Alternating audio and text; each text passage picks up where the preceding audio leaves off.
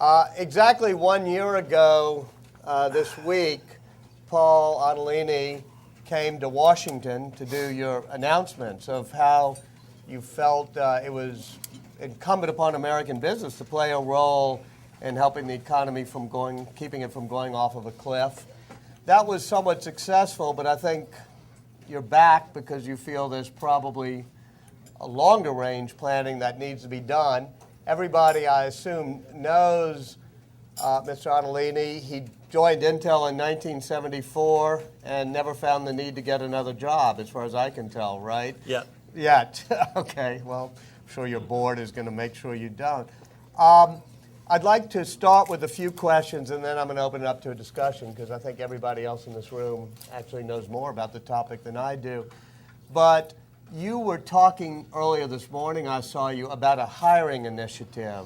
Would you explain what that is and how it affects the economy? Maybe I could put it in context, though. One of the things, as Walter said, one of the things I wanted to do when I came was sort of give an update on the investments we announced last year, but also talk a little bit about competitiveness as a country and what I think we are missing still and need to focus on. And I also wanted to try and find some things that business could do to help the economy without government help. Mm-hmm. And we brainstormed a number of ideas. The first one had to do with could we help train the unemployed to move into high-tech jobs. And as we looked into that, we found that there was really basically nothing that the tech industry could do at this point that wasn't already being done. There's a tremendous amount of programs there, so we left that one all aside. We came up with two other ideas. One was addressing college graduates in math, science, and engineering, and which is certainly for a company like Intel, the lifeblood of our company. You need to have this new, group of engineers coming in every year to get the best ideas, to get the most innovation, new thinking, et cetera. And everybody cut their hiring back in 2009 for the obvious reasons. And so our idea was, let's get the tech industry to come together and take something very simple. Let's all commit to at least double our college grad hiring this year in the U.S. And so that's a measurable thing. Yeah, and we now have 17 companies signed up, and we're north of 10,000 jobs committed, new jobs. That's, by the way, that's $1 billion a year of annual payroll. So these are not low-end jobs. It's pretty important stuff. And without it, I think these people would have gotten discouraged, maybe taken 2 or 3 years to get their jobs. They can't pay off their student loans. It's a pretty ugly cycle.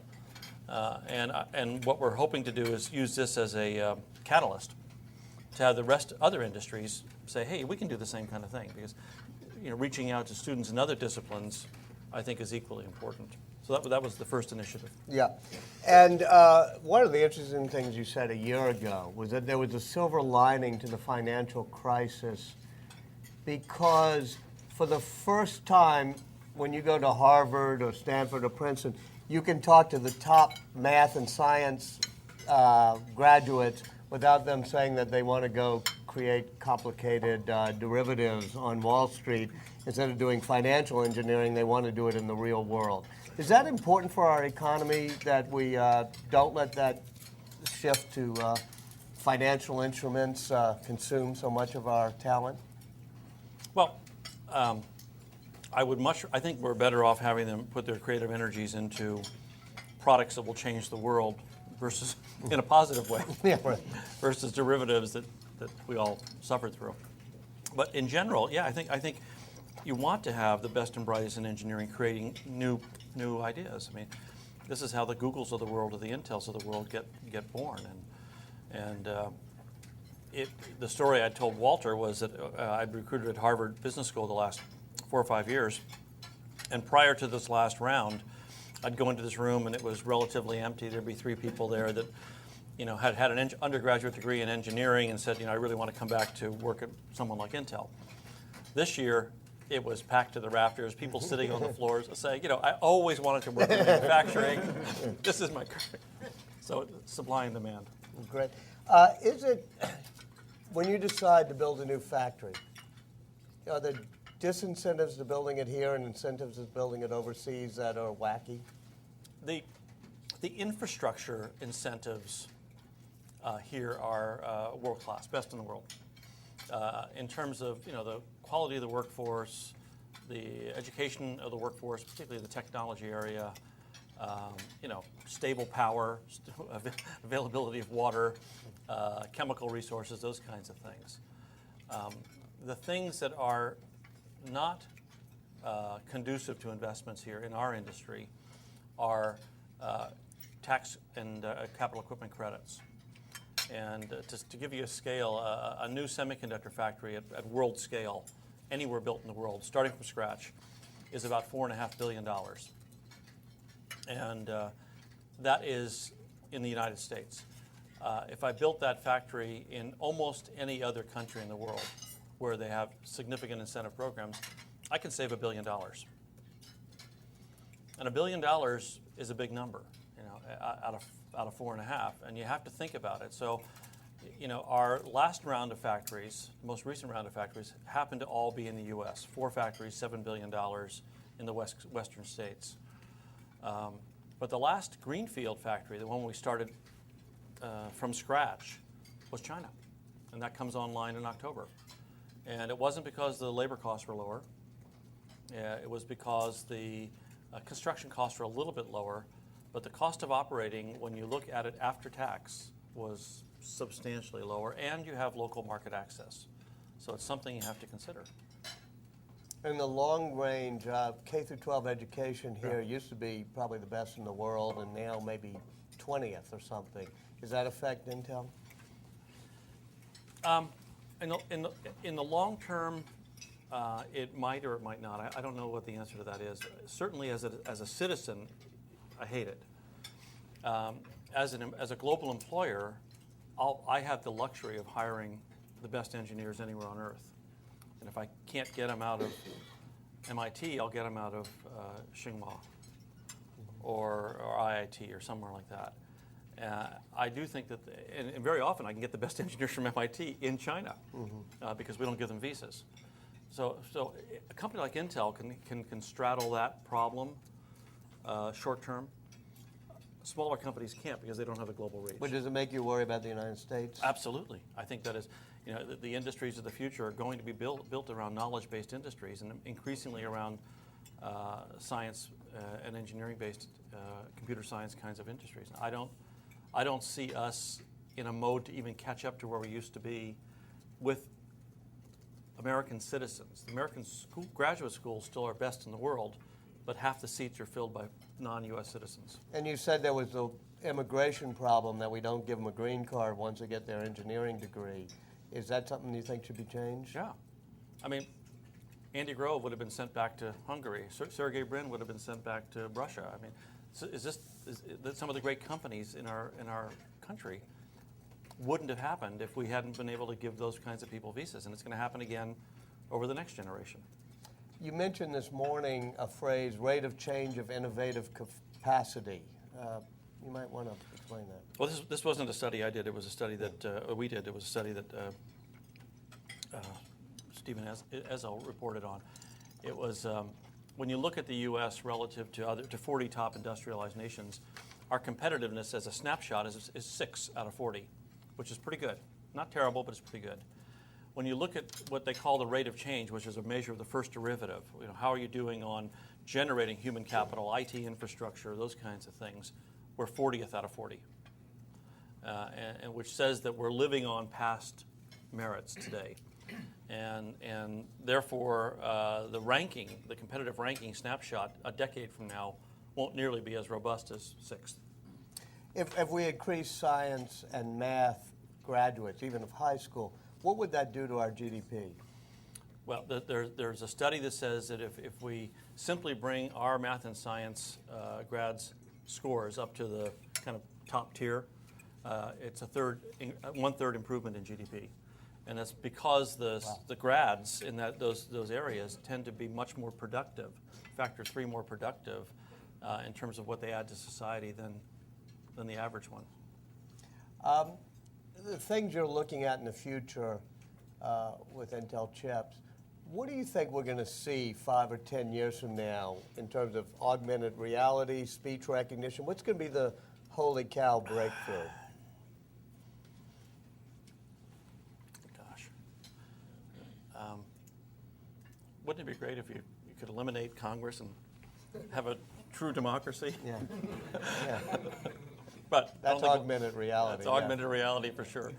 I think the computing is just beginning to move into our lives. You know, I'm of a generation, and I look around the room. Most of us are of a generation where we had to adapt to using computers. We learned how to use computers somewhere after our teens. That's no longer true. Kids are growing up with all kinds of computing, and it's moving into new devices. So the notion of a smartphone 5 years ago would have seemed absurd. Well, if I told you that you'll see all TVs will be smart TVs in the next 5 years, you'd probably snicker today, but that's going to be true. Everyone, what does that mean? That the programming content of the television, of the big screen in your house, will no longer be limited to the broadcast methodology. It will be the broadcast methodology integrated with the internet so that you are your own programmer. And it'll be done in a seamless fashion. It won't be surfing the web from your couch. That's not going to work. And these are products that will be introduced this year from very major companies in this country. And when you talk to, if you had gone to CES, the big consumer electronics show in Vegas, that is the talk, is how do we integrate internet into this new generation of consumer electronics devices. Wait, before you move on from that, will we be disadvantaged, with all due respect to Julius, by the fact that India and other places are doing broadband technology much faster than we are? If we don't get off the dime, yeah. And I fully support the broadband program that he's about to unveil. We helped him, put some pieces together in it, but we're way behind the curve. And I think we're particularly around fourth generation wireless technology. I think we were late to get 3G in this country, and at the current rate and pace, we'll be late to get 4G. And that's, to me, more important.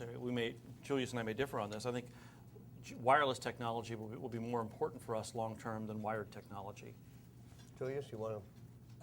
I don't think we differ on that. As you know, we're working on a national broadband plan, and when we started it, I think the image that everyone had in their head was that this was about dealing with our lag on wires, right? When you plug your computer into broadband. And one of the things that we've learned over the course of this process is that mobile broadband will be as important to our global competitiveness, to the U.S. as a center of innovation, to the rate of change and innovation that you mentioned as anything. And so a big part of our plan will be a series of recommendations to unleash spectrum, to accelerate the deployment of 4G, and to make sure that we lead the world in mobile. So good. Mm-hmm. So when are you unveiling your plan? Well, two more weeks. We'll announce it in a couple of weeks. Paul said most of what I would say. We are lagging in critical areas of our broadband infrastructure, and if we don't tackle this infrastructure for the future, it will compromise, in my view, exactly the rate of change of innovation, exactly our ability to compete globally, and our ability to be the home for the Intels of the future as the next generation of innovation unfolds. Is this a federal spending project, or? No, a lot of what we need to do is not about spending. Spectrum is an example. The main policies to unleash spectrum, to accelerate the deployment of 4G, involve adopting 21st century spectrum policies that really seize the opportunity of mobile. They involve smart strategies to lower the cost of investment, to cut through red tape, to eliminate some of the bureaucracy that slows down wired and wireless deployment. We have an existing program that's done a good job of promoting universal telephone service. Mm-hmm. It still wakes up every day, this program, and says, how can I promote universal telephone service in the country? And the program needs to wake up every day and say, how can I efficiently, smartly promote the next generation of communications infrastructure in the country? So that's a transformation project. We're going to transform that to broadband. But there are huge opportunities. I guess the one thing I'd say is I don't travel around the world as much as Paul does, and Paul, I'm curious if your experience is the same, but it has struck me over the last half year, meeting with my counterparts in other parts of the world, that they're not standing still when it comes to understanding and tackling the opportunities of a broadband communications infrastructure. They're very serious about it, and I think it relates, really directly to the rate of change scary statistic that Paul mentioned. Anyway, they're seizing this opportunity. If we stand still, we run the risk, in my view, of having a country over the next 10 years that isn't the magnet for the great innovation companies. Or to say it more positively, I think if we get this right, we can make sure that this is the place where the most innovation occurs, where we are most rapidly developing the best next generation jobs, where we're developing citizens that can participate in our democracy, and where we're deploying broadband to solve some of the other issues you talked about, education, healthcare. There's no question in my mind that universally available, affordable broadband will be essential to doing what we need to do on education, healthcare, energy, public safety. How are you integrating Intel into education? I know you have a teachers program, right, in Intel Teachers? We have a program called Intel Teach, Yeah.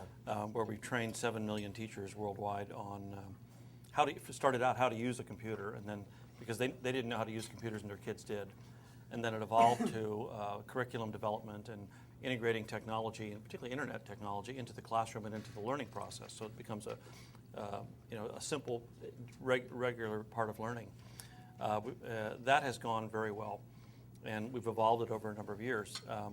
We're now trying to figure out, is there a way we can accelerate just the general state of math, science teaching, particularly in the in the elementary schools, not even K through 12. In high schools, you can argue about the state, but the problem is we lose the kids' interests.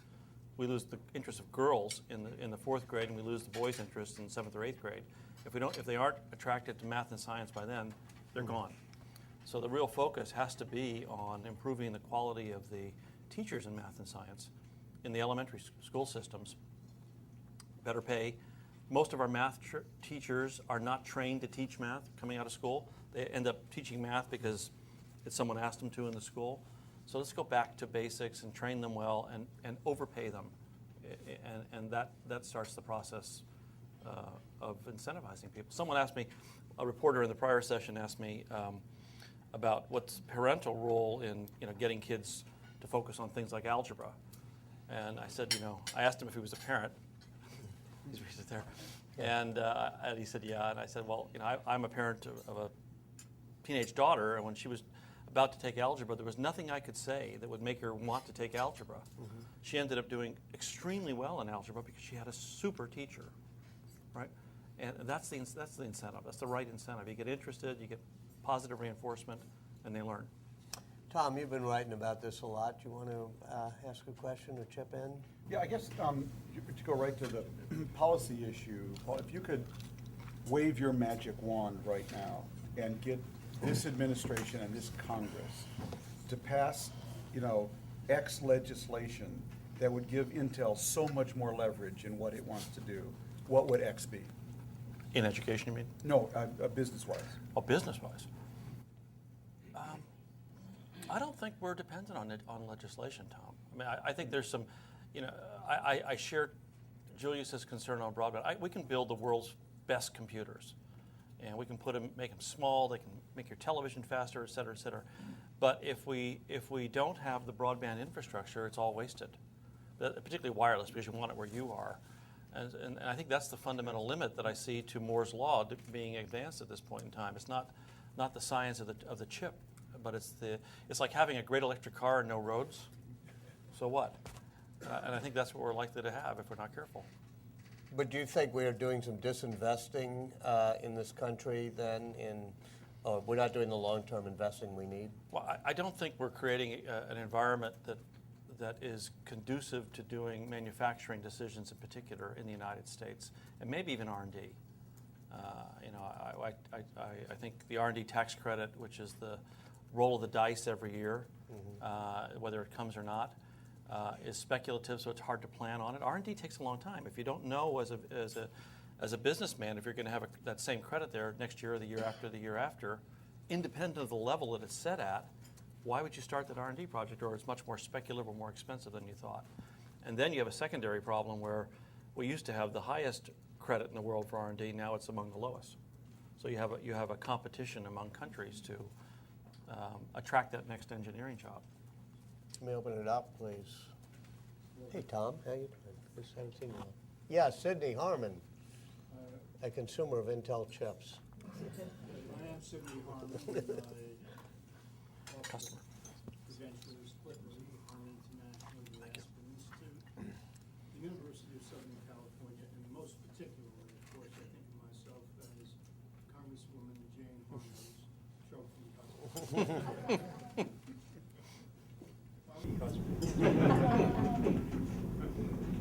I want to build a bit on your ability of an electric car in the absence of infrastructure,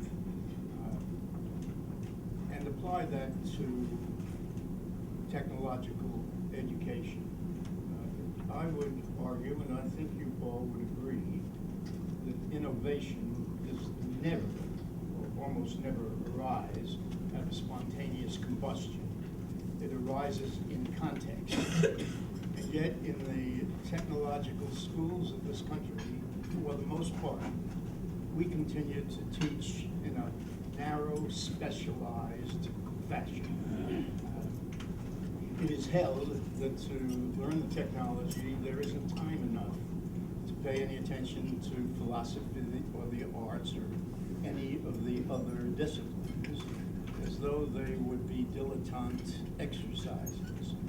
Walter's study of Albert Einstein, somebody who knew a little bit about innovation, makes it pretty clear that he was not the greatest specific technical talent of his day, that people like Poincaré and Bohr and Planck could run technical rings around him. It was therefore not what he knew, but how he thought that distinguished him. His ability to make that kind of glorious, innovative leap arose out of something else.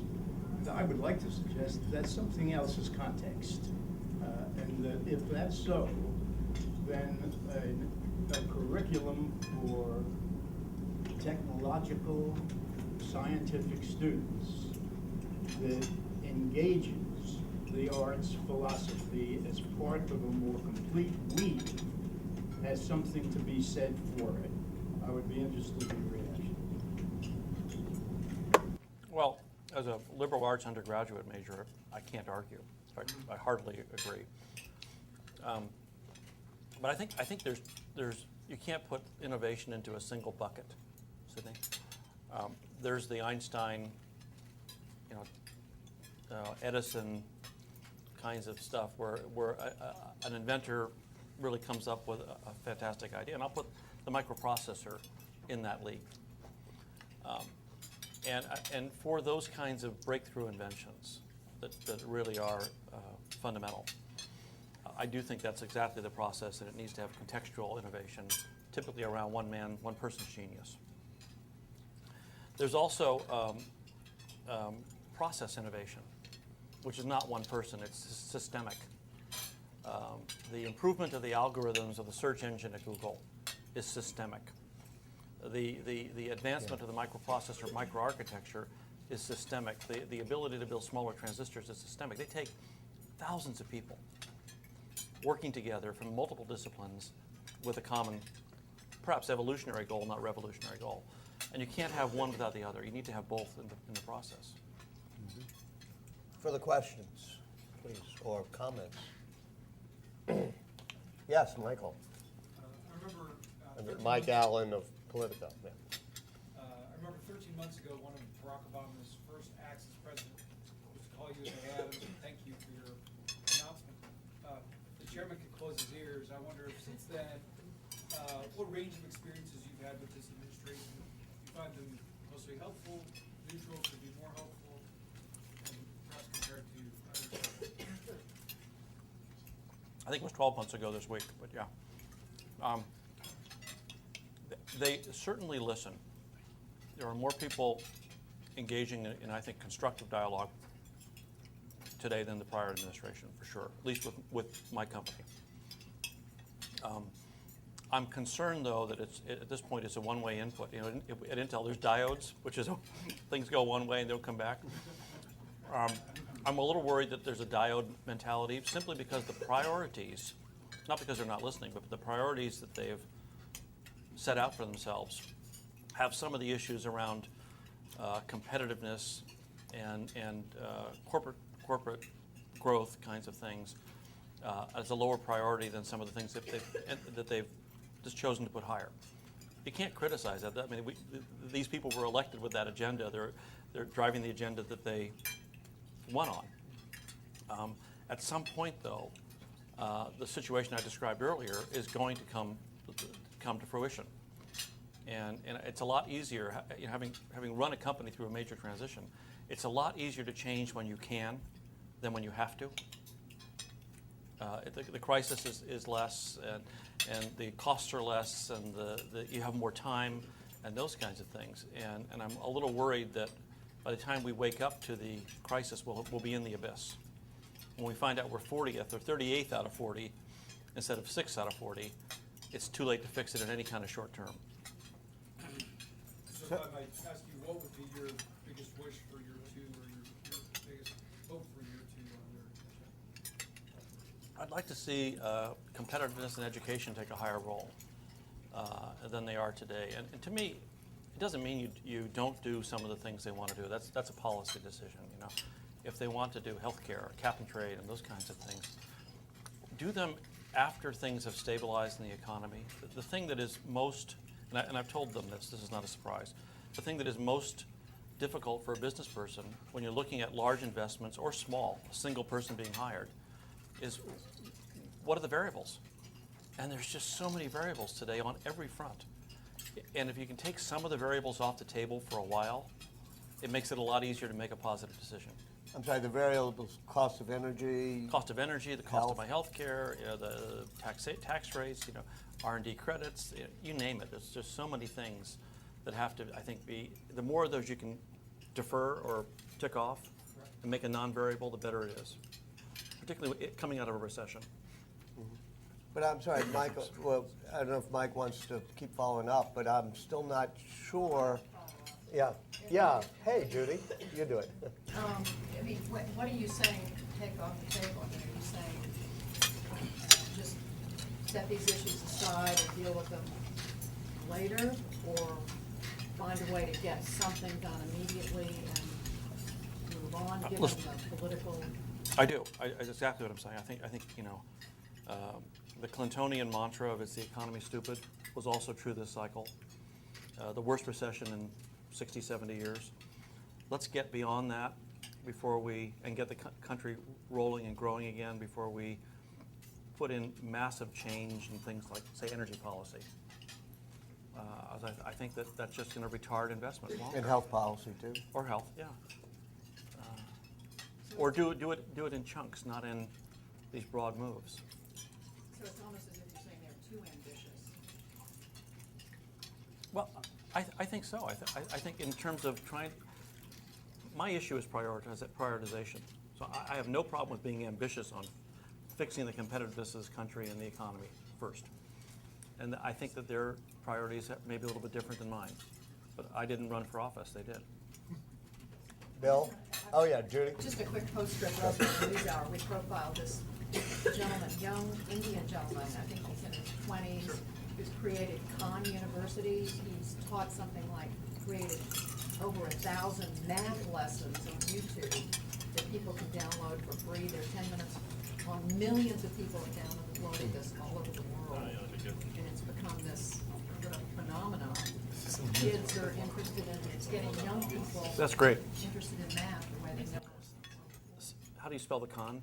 K-H-A-N. K-H-A-N? Bill Galson. Yeah, I had the privilege of attending your speech in Brookings earlier today, and you said an enormous number of things that I suspect everybody in the room agrees with. The looming competitiveness challenge, the fact that we're underinvesting in the future, the fact that our education system is increasingly less than world class. So I'd like to ask you, a couple of questions that may be somewhat less consensual. And these are questions about the relationship between your agenda and the administration's agenda, or the public agenda more broadly. Here are my two questions. First of all, you expressed some misgivings about the stimulus package on the grounds that it was going to keep on spending out in 2011 and 2012, although the crisis will be behind us by then. That's true of the financial crisis, but it's not true of the employment crisis. You know, the consensus is 10% this year, 9% next year, 8% in 2012. When you add together, underemployed and dropouts from the workforce, it's much higher than that. So the administration would probably push back and say, your crisis is over, but the country's crisis isn't. Secondly, as I'm sure you know, we are facing a looming national fiscal crisis that could undermine everything that you and every other CEO in the country wants over the next decade. And someone might say, well, Mr. Otellini, your agenda includes requests for tax reductions, which will reduce revenues to the federal government. Is that really consistent with the long-term fiscal health of the country?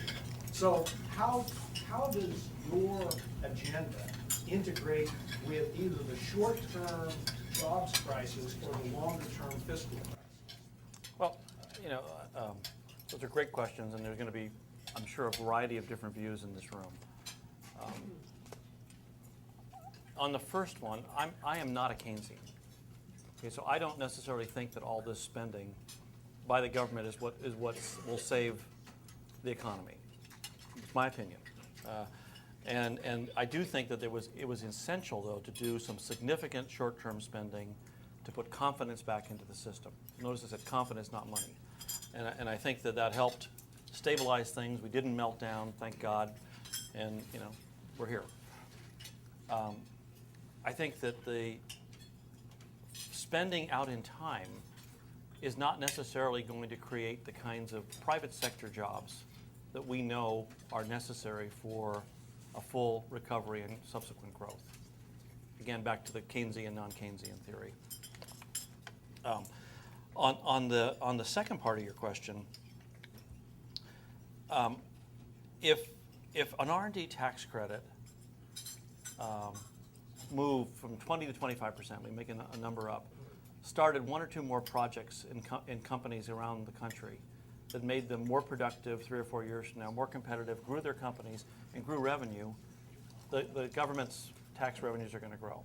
I mean, the only way the government's tax revenues can grow is if the companies grow at its constant tax rate.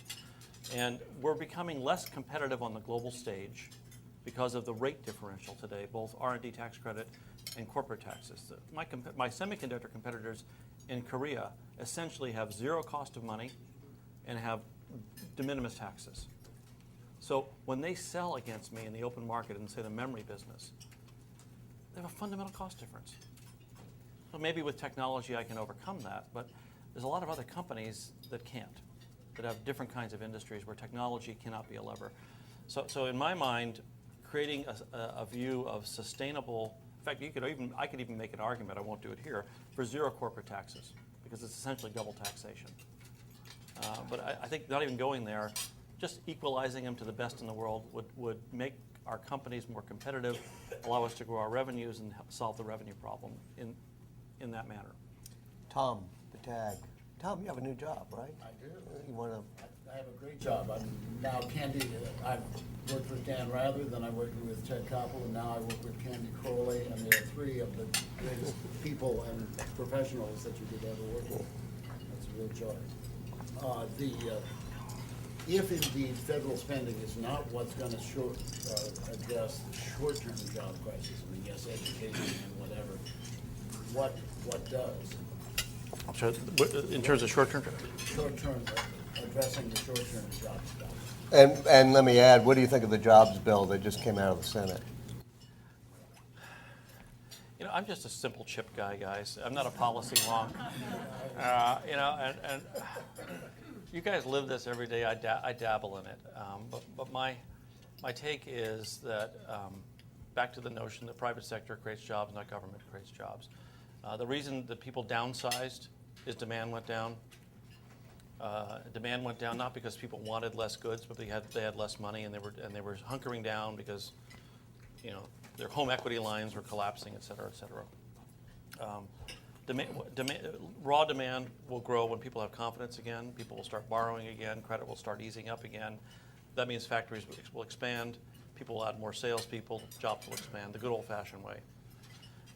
Everybody knows that job growth lags GDP growth. It's not like it's a surprise for this recession. And it shows, we had a year and a half worth of recession. We'll have a year and a half worth of lagging employment. I don't think you can change that vector much. And in changing it with significant spending, what you're doing is setting up the debt problem that he discussed. And so, how do you deal with that? The best way to deal with it is not to incur it. Do you have the confidence that the year and a half cycle will take care of it? I don't know. I don't see why not, though. I look around the world, and most places are doing okay right now. I travel a lot, Asia in particular. Even Russia, which was a lights-out basket case a year ago, is starting to show signs of life again. Commodity prices coming up a bit. They're starting to feel their oats. They're buying PCs. That's a good thing. David Sanger. Thanks for your presentation, which has been great. 20 years ago, when I was in Japan for the Times, Andy Grove would come through, and a lot of the complaints that I've heard from you today, you would hear from Andy then. Certainly on the tax credit issues, certainly on the lack of visas, and certainly on the low cost of capital that was available at that time in Japan. And the argument was essentially that it was going to give them a huge competitive leg up over us. And of course, as the next 20 years worked out, that turned out not to be the case. The Japanese ran into all sorts of other problems despite this set of policies. So when you look at the U.S. versus China, the place that you're comparing the most now, what lessons do you draw from the Japan experience? What do you think it was that they did wrong that we need to learn from? Because they have very good 3G networks. Still do. And still do, and actually probably have more penetration than we do. Well, I think their fundamental problem is they have an aging population. So how are you going? And there's fewer and fewer people paying for the people that are getting older. Yeah. So it's difficult to have an expansive thing. China, even with their one-child policy, is still growing, and I think that. Does that get to the competitive issue, or does that get to the social welfare? Well, no, you're trying to. I thought the question was the difference between what happened in Japan, what might happen in Japan. So in many ways, Japan was a warm-up game for us, for the real game, and certainly in the technology industry, you can see that happening. They've gone from being just rudimentary assemblers to now significant R&D capability. In our industry, there may be a generation to two behind us. I don't see them catching up for a while, but there is a potency there that one has to worry about over time.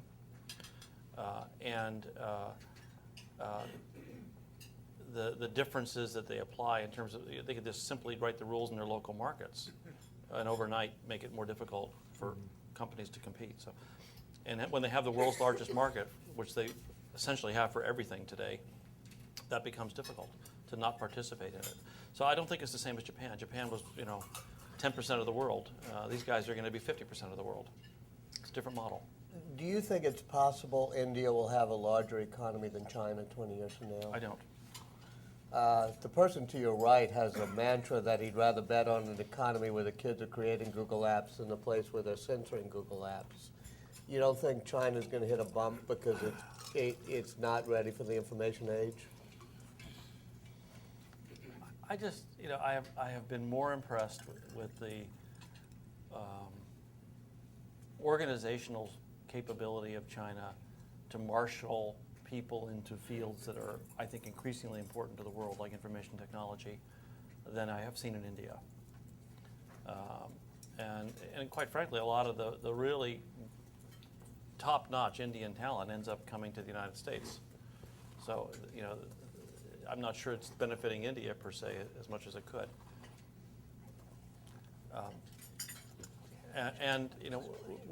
While there's great promise there, it's been sort of a constant 5 years away. And even now with this broadband initiative and internet to the villages and stuff like that, I still think they're still so far behind the curve on China, it's difficult to catch up. Julius? Well, I think, for me, it reinforces the theme of global competitiveness, the risk of falling behind that we were talking about before. I did want to mention one thing in response to Judy's point before about, these incredible online learning possibilities.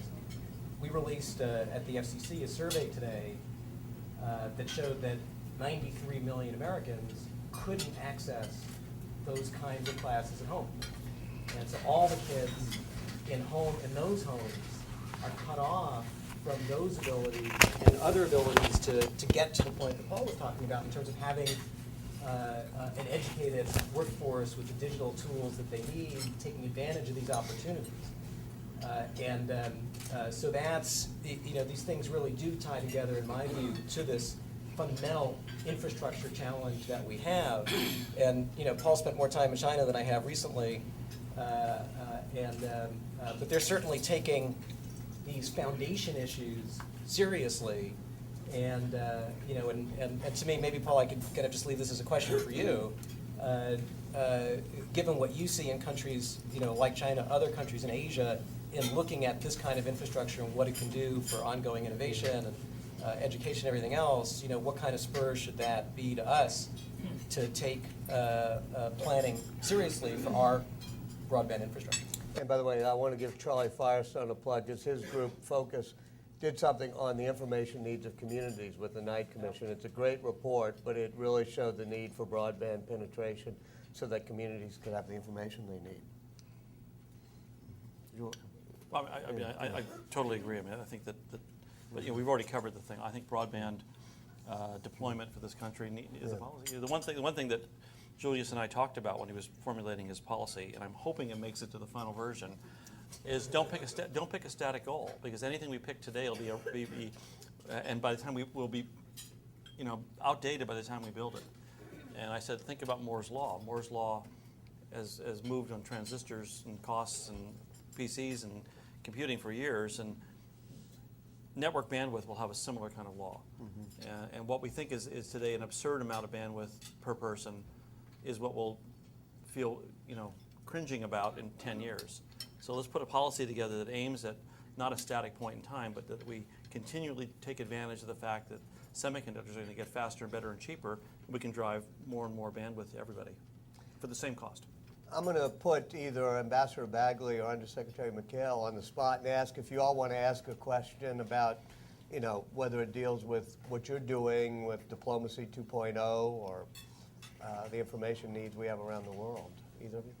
Judith, why don't you start? Yeah, I'll start. I've been listening to a lot of what you've been talking about in the innovation and our path forward, and one of the areas that I'm responsible for is the oversight of recruiting students to come to the United States.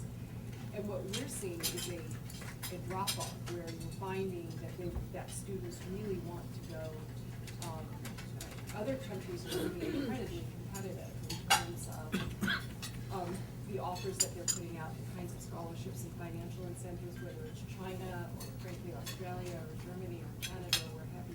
And it worries me looking forward, because we have benefited so enormously for the past 50 or 60 years in our ability to recruit students to come here. That's changing. And so we're looking at that and looking, how can we actually do a better job of recruiting students? I mean, there are a number of reasons. One is obviously some of the security issues, and we've been trying to deal with that. You mentioned visas a lot. These students are really trying to legalize and make those more accessible for people. Part of it is cost, but frankly, a lot of it's the competition that we are very much up against. A lot of people, other countries competing, they see the benefits that we by having those initiatives. Yeah. So we very much want to do that. We started off by saying, what can private industry do? And I think one of the things that I was thinking about is, as part, as we put out a package of things that we can do to include students, would be to have some kind of program for companies like Intel and others who potentially offer those students post-graduate employment for a period Sure. of years within the existing thing. And I think to be able to go out and sort of comprehensively offer that would be hugely. Would you staple a visa on their student Well, ID? they actually can. There is a Okay. visa, once they graduate here, there is an extension visa, not permanently, but for a period of time Is that good enough? after they graduate. Well, how long of a period? Well, it's relatively short. Yeah, but I think- Luckily, yeah. visas are not my. Yeah. It's the problem. Well, that's the problem. It is a problem. They have to sort of go out, and frankly, even if it was for 2 or 3 years to get that. Well, yeah, but I think we could take this coalition that I talked about today and easily project a point in time. I mean, all things being equal, say that our objective would be to have at least 10,000 a year for the foreseeable future.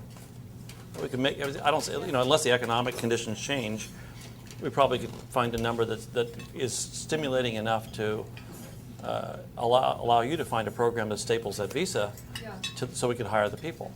Because I think that would help in the sort of when you go to South Korea now, you find students who say, well, should I learn English or should I learn Chinese? Because of the attractive, or frankly, Yeah. a lot of countries are very, very aggressive. Yeah. But I think our graduate schools, at least in the sciences, are still by far the best in the world. It'll take a long time. Now we're actually helping other countries improve their quality of their curriculum, which is it's like I can't put a microprocessor technology in China, but Caltech can set up a campus there, or MIT can set up a campus there, and you wonder what IP we're protecting. Well, So. no, I agree with you. I think that that's a huge issue, and you're seeing it, around the world. You see Yeah. American universities undergoing the process of working. They're looking to establish campuses in India as well. And so now you're going to have the ability to learn in different countries. I know it's challenging moving forward, but I think that if we don't find a solution to that, we potentially, long run, if we're looking out, Yes. years, other universities catch up, we are going to be in trouble. Elizabeth? Something that Judith and I have been working on through EAP. You're not allowed to use acronyms in this room. East Asia and the Pacific. The idea of Kurt Campbell, we call it here. Sorry. Been talking about this for a while, but it's called what is called when it's gone through a few iterations, but it's getting 100,000 students to go to China. American students to go to China.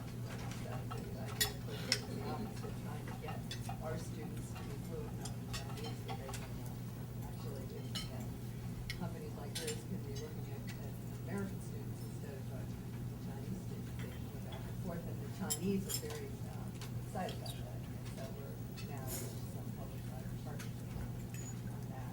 But I think that's, again, really important to have that kind of capability, not only math and science, but In language, yeah.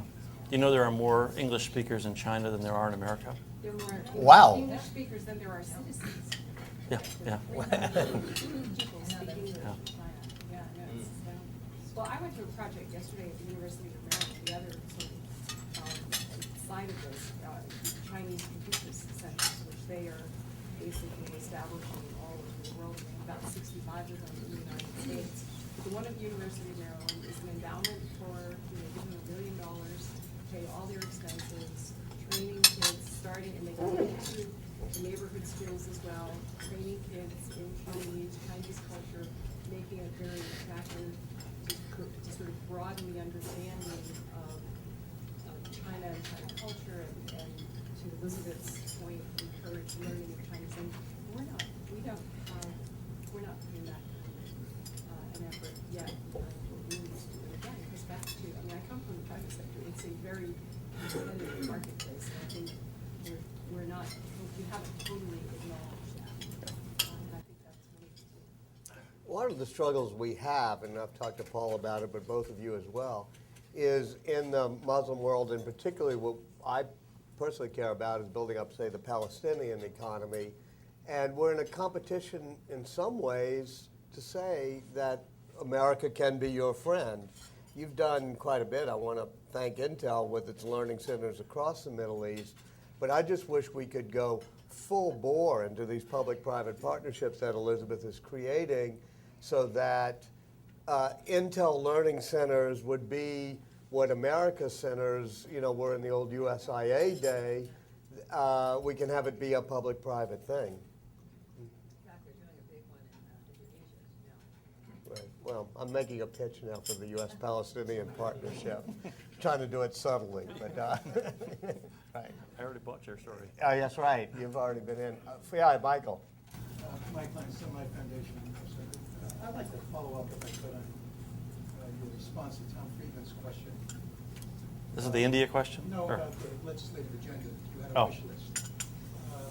This is the second of these conversations I've participated in, led by you, in which the soft diplomacy on some of these issues, like the visa issue and education, it's quite clear you have nobody on the other side, but it takes a lot to get those kinds of things acted upon by the government. I'm sort of stunned by your response, so I'm going to ask you to reconsider it and give us a different answer. And that is it really the case that neither Intel individually or Intel as a leadership, as part of a leadership group among the industries that understand the utility of changing the visa policy and investing in education, is not prepared to do what it is that, to my great dismay, industries do so well in this country, which is create a focused, well-funded lobbying effort and public education effort to try to get action. God, we have, I mean, part of this is the story that we've been carrying the visa argument for 20 years.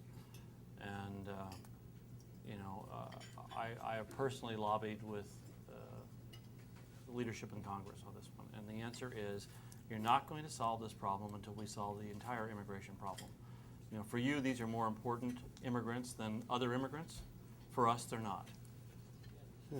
And therefore, we can't help you until we can help deal with the XX million illegal aliens who are here. And that is from the most senior person in the House side, verbatim. So, we can try, but any agenda you have is going to have to be subordinated to other political interests. Patent reform, tort reform, those kinds of things. Yeah, we're very active in those. But Tom's question, I thought, was a much higher level, which is if you had a magic wand and you could, write one piece of legislation to change the vector of the country, and that's I'm going to duck that because I don't think that's not my expertise, and I don't think that's what companies ought to do. How is this administration's relationship with business? Cordial. Is that a diplomatic term? Yeah, I think I answered that before. I think they are certainly listening to what are the problems. They reach out pretty aggressively and say, what are your issues? How are you doing? What's your business doing? And we give them answers. Right now, I think those answers go into a pool of information where they get sifted by the priorities, which may be different than the ones that I would have. And we had that discussion already. I like that diode metaphor better than pool of sifted pools. Tom, do you want to help close it off with the comments or questions? Well, just to follow up on that last point, Paul, because what I really, took away from this is something I certainly share, which is this should have been the year of making the pie bigger and laying down a foundation of innovation and entrepreneurship that when you grow the pie, then you can take on these other issues.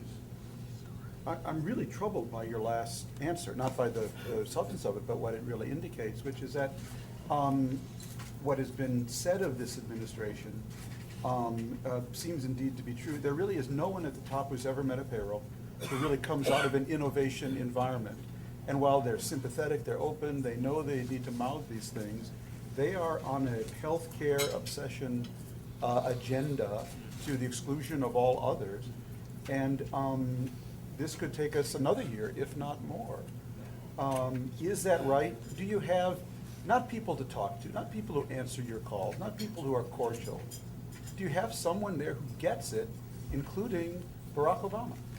Well, I've only had one conversation with the president, and it was because I had good news. And that was a year and a month ago. That's the last time you talked. That's the last time I talked to him personally. So I can't give you a comment on that. But if I in terms of his senior advisors, I think they get it. But I think it gets caught up in the priority problem. At some, I think they're willing to work it, but it's not the most important thing. And I think you're exactly right. Right now, they're going to try and push the healthcare thing over the line because there's an opportunity to do that. And after that, we'll deal with the next thing. And God, I'd just like this to be the next thing versus let's go off on something else. Yeah. Something has to pay for all this at the end of the day. And the next thing would be a growth agenda. I think so, or competitiveness. I mean, the industry, put a lot of energy in Craig Barrett's time and Norm Augustin's time on the rising storm and recipe for American competitiveness.